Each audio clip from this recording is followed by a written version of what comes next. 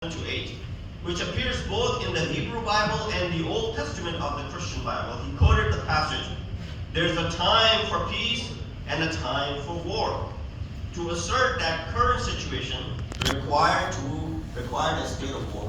There's a time for peace, we will need peace. But then when there's a time of war, spare no one. No stone unturned, right? No leaf unturned. By framing the conflict against Palestinian groups as a biblical battle, right? Just look at the way this whole argument in the narrative is brought about. And then, of course, when you mention something over and over, if you hear something over and over, I think we alluded to this in the past as well. When you hear this narrative from all the, media outlets, whether it be the TV, radio, internet, social media, wherever it may be from, when you hear the same argument over and over, same narrative over and over, it becomes what? Somewhat becomes a reality.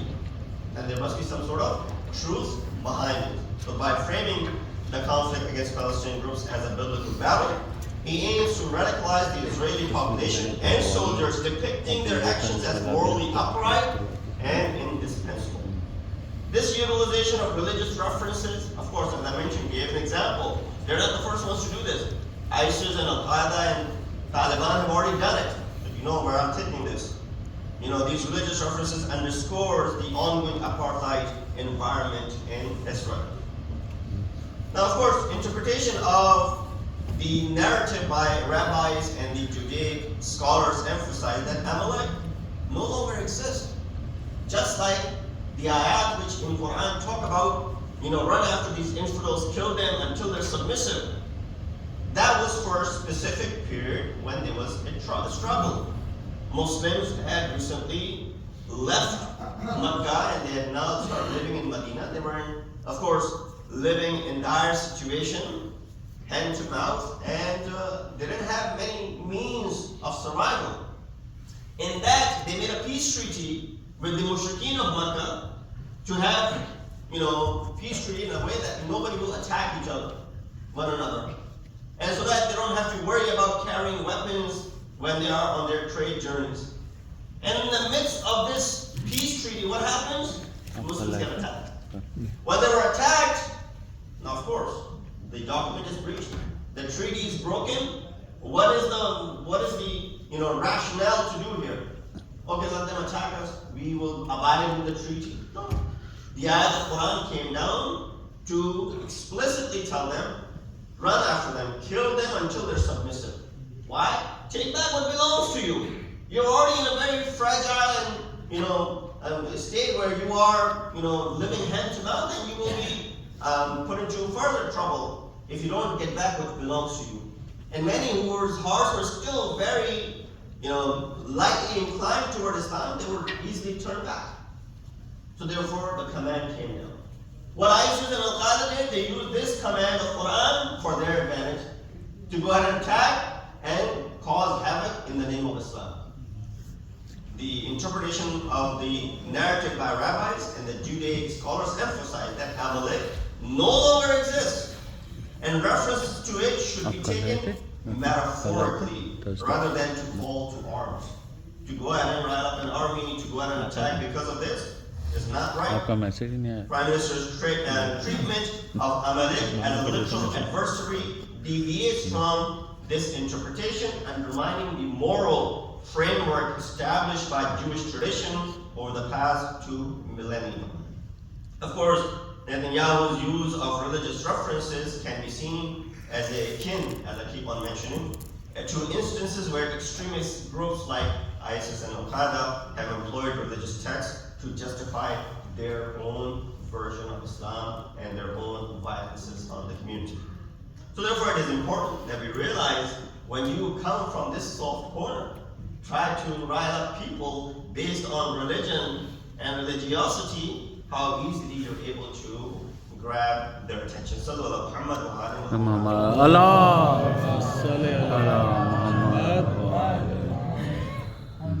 In this portion where I wanted to briefly touch upon some of the duties as a mu'min while we live in these difficult times. What are the characteristics of a mu'min according to Quran and Allah subhanahu wa ta'ala. How does their self develop and grow? Especially in the environment that we live in. It creates a revolution in the internal world of human beings. This happens according to Quranic values. Whatever way this happens, it is a reflection of Allah's attributes on a smaller scale. When we become mu'min, when we have iman, firm belief. Allah calls this sibghatullah. Ayat of Surah Baqarah 138, which says to get colored by the color of Allah subhanahu wa ta'ala.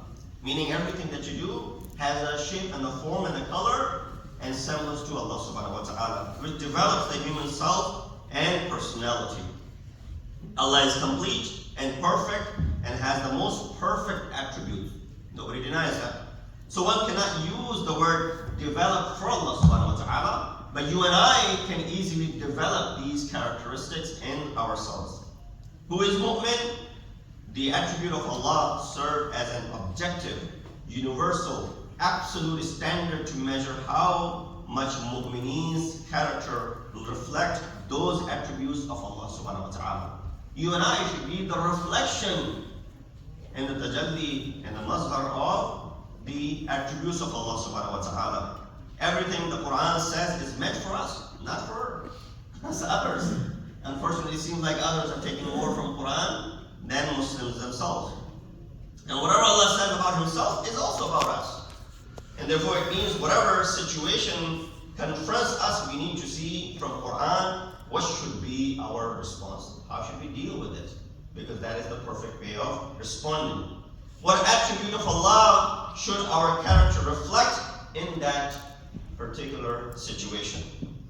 There are four characteristics that if they are found in an individual, there's a beyond any doubt that that person is absolute hypocrite. And the one who has one of these is a hypocrite to the extent till he gives it up. When something is placed in his trust, he commits a breach of the trust. That's number one. When he speaks a lie. When he makes a promise, he breaks the promise. When he has a quarrel with someone, he exceeds all limits. Four things. He exceeds all limits of decency and morality. If these four exist in someone, then of course they're at the peak of hypocrisy. This is the way his self, this nafs of ours, develops and strengthens. I want to quote for you beautiful words of Allama Iqbal over here. He said, Zindagani hai sadaf, taqra-e insan hai khudi. वो सदफ क्या है जो कतरे को बुहर कर न सके हो अगर खुद निगर व खुद गर व खुद गिर खुदी ये भी मुमकिन है कि तू मौत से भी मर न सके. But to say humans' priceless value is only because of your nafs, your soul. Your bodily features do not reflect on your beauty. Your nafs is that which reflects on your beauty. And therefore with this nafs you can attain higher and higher ground when you purify this nafs. He says humans' priceless value is only because of his self. Oyster's value is only because it turns a drop into a gem. Otherwise oyster has no value. When it turns a drop into a gem, then it becomes worthy of something. But insan, your value is priceless because of the soul that you possess. If you watch yourself self-deprecating and self-absorbed, it is also possible that you may not even die with this maut. Meaning what? The maut comes about, does not kill you, you still remain. Now of course this is the philosophy of Allama Iqbal regarding yourself and self-building and self-perfection. So mu'min's response in life reflects on Allah's attributes. If a human self has developed, then his reaction to events in life should be according to Quran. This is the basis of our relationship with Allah subhanahu wa ta'ala. The attributes of Allah are most balanced and perfect. They are absolute and objective model for all of us. Now of course, a lot of time you would say, how can we see the manifestation of the attributes of Allah subhanahu wa ta'ala? Akhlaq ala of Allah subhanahu wa ta'ala. Although the Rabbah says, تَخَلَّقُوا بِأَخْلَاقِ اللَّهِ. Act on the akhlaq of Allah subhanahu wa ta'ala. But here's the question as to how can someone show it to us? Yes, you have so many examples. Beginning from Anbiya, who portrayed these akhlaq of Allah subhanahu wa ta'ala in their self, and then the role models in the form of the 12 imams that you have. In their lives, you see the akhlaq of Allah subhanahu wa ta'ala. And when we are the ones who are remembering them, and we are the ones who claim them to be ours, and we share it with no one else, and we are the followers of Maktab Imamiyya and Maktab Ja'fari, associating ourselves to this Maktab and taking pride in it at the same time, then why is it that we are the ones who are lacking as far as following their footsteps is concerned? We ask Allah subhanahu wa ta'ala that He gives us the tawfiq and ability to be able to adopt these akhlaq of Allah subhanahu wa ta'ala and put them into practice how Quran asks us to do. In the hadith, وَأَبْلَغُ إِلَى كِتَابِ اللَّهِ أَعُوذُ بِاللَّهِ مِنَ الشَّيْطَانِ الرَّجِيمِ بِسْمِ اللَّهِ الرَّحْمَنِ الرَّحِيمِ وَالْعَصْرِ إِنَّ الْإِنسَانَ لَفِي خُسْرٍ إِلَّا الَّذِينَ آمَنُوا وَعَمِلُوا الصَّالِحَاتِ وَتَوَاصَوْا بِالْحَقِّ وَتَوَاصَوْا بِالصَّبْرِ.